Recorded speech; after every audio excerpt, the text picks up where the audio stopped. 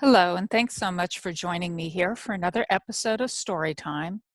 Today's story comes from my collection, Traveling Left of Center and Other Stories, and it's called Misconnections. They blamed the airline crash on equipment failure. Some little cog or pin or cylinder had failed to move when it was supposed to, and so the connection was not made in time. Mechanical misconnection, crash, burn. I had purposely avoided watching any part of the televised reports because I was afraid I would dream about it. But the information couldn't be avoided. The news was everywhere, on the radio, in the paper, and part of everyone's conversation. And so the dreams came. I was watching rescue workers at the scene of the plane crash. One woman, dressed in a starched white nurse's uniform, was bringing from the wreckage small stained bundles that turned out to be dead babies. I remember the sticky film of blood and bodily fluids when she unwrapped them. And I wondered, why were there so many dead babies on the plane? When I arose the next morning, I saw my bedsheet was stained with pink. My period had come, unexpectedly, but not undesired. My husband and I didn't want any more children. We had agreed on that. That's why the IUD scraped me clean with efficient regularity. No babies to be born, no fertilized eggs connected to a nutrient-filled lining. Disconnection, removal. So why did I have the dream? I've never had much luck understanding the hidden messages behind my nocturnal imaginings.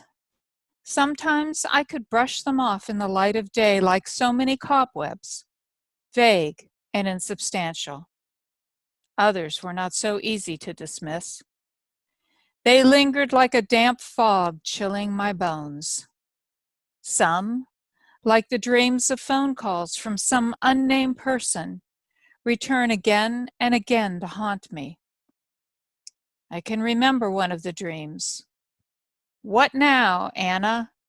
the voice reaching to my ears through the wires. As I held the receiver, a hand snaked out of the mouthpiece to fasten around my wrist. The fingers were cold and unyielding. "What now, Anna?" insistently, and then the line went dead. When I awoke, I was lying rigid, my fingers clenched together, my body drenched with sweat. For a moment, I thought to awaken my husband, but he wouldn't understand. I've asked my husband if he dreams, but he says he does not. I have watched him on those nights when I can't sleep and seen his face change and his eyelids twitch and wonder, where is his mind roaming? But he says he does not dream. My children dream, though. I know this because they have inherited my ability to walk and talk in their sleep, carrying on conversations and moving from one room to the next with the stubborn irrationality of the somnambulist. As I'd guide them back to bed, tuck them in and close the door, I wondered what kind of dream world held them captive. What possibilities existed for them in their nighttime fantasies. When I was young, my dream life was so active that my parents fastened extra chains on the door to keep me in the house. I was always trying to leave, go somewhere, see someone. The world held so many possibilities that daylight hours were not sufficient. Now I dream of sorrow, loss, pain. I have killed off and buried every member of my family in my dreams, been present at their funerals, or received the news secondhand through the phone wires. My father alone has died 3 times that I can remember. After the last dream, I called my parents, but heard only their greeting on the answering machine. "We aren't in right now. Leave your name and number and we'll call you back." I wanted to ask, "Are you alive or dead?" but my parents are in their 70s, and I didn't wish to alarm them. So that's a brief excerpt from my short story, Misconnections. Some background about that story. First of all, I have in the past been a sleepwalker. I am, sometimes even now, a sleep talker. There's nothing odder than waking up, hearing your voice, carrying on a conversation with someone who isn't there, and being unable to stop until the conversation is finished. As for the dream that the character has in the story, this is actually the origin of the story itself. I had a dream, and all I remembered was a plane crash, the nurse, the babies, and a few other things that transpired that I go into further into the story. And when I awoke, it was odd because I was troubled by the dream. It was an upsetting dream. It certainly wasn't a nice one.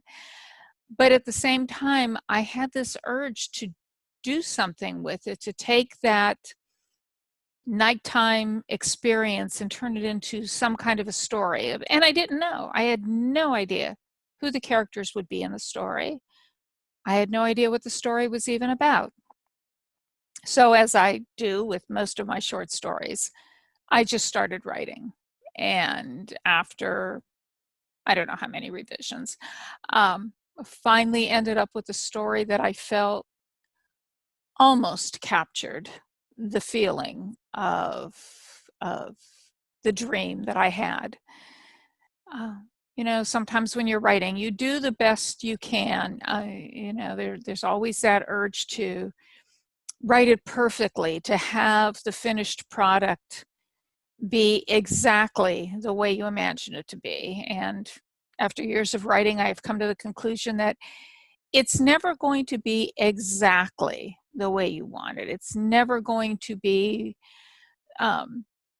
convey exactly all the emotions you want. The best you can do is get to it as close as you can. In many ways, it is very similar to when you have a very vivid dream. And I mean, it's such a vivid dream that when you awake, the emotions are still very present. And then you try to tell somebody else what the dream's about, and somehow it loses something. In the retelling, it loses something. You're never quite able to capture all the aspects of the dream, the emotions that you felt, or convey all the sensations. You can only do, I don't know, sometimes only a shadow description of what it was.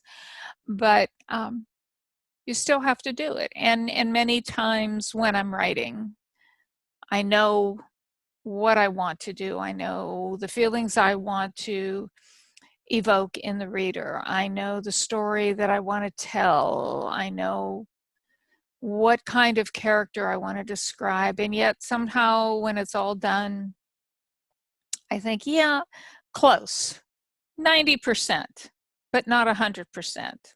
On bad days, 50%, not even close to 100%. But it's still the idea that when something like this happens, you are compelled to put it down on paper, put it down digitally, put it down somehow. Take it and follow it through to whatever conclusion results from whatever dream or experience or overheard conversation that you had. So I think it is very important that we do try it, even if we're not sure we're going to do it to the full extent that we desire. But we have to give it our best shot, give it our strongest attempt. And perhaps we will be able to make not a misconnection, but have a connection with the reader to where the reader said, oh, I know what that story's about. I know that person. I have been that person. I know that emotion. I have felt that emotion. And if we're able to do that, then it is not a misconnection. It is a connection. So, as I said, the story comes from the collection Traveling Left of Center and Other Stories, and I hope you are intrigued by this brief excerpt, and perhaps you'll want to pick up the book and read the story in full and the other stories that are included in the book.